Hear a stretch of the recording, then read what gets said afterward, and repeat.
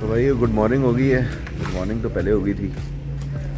रात सारी जो है ना वो बारिश के साथ मुकाबले चलते रहे कभी, और जुराबें वगैरह हर चीज़ गीली हो गई थी। ट्राउज़र, टी शर्ट्स, दो दो तीन तीन टी शर्ट्स पहन के पता नहीं अंदर फिर सारी रात गुजारी। सुबह में ये जागे हैं कोई यहाँ से होटल में अंदर, तो मैं निकला हूँ बाहर और उन्होंने कहा है कि यार भाई कोई मुझे दो कमरा जाके लेटूँ थोड़ी देर। तो अभी तकरीबन कोई 10:30 का टाइम है। घर से वहाँ से फ़ोन वगैरह आया तो जा गई। मैंने नाश्ता कर लिया है, अब पैकिंग का काम शुरू। कुछ सामान उधर रखा है निकाल के, कुछ ये रहा।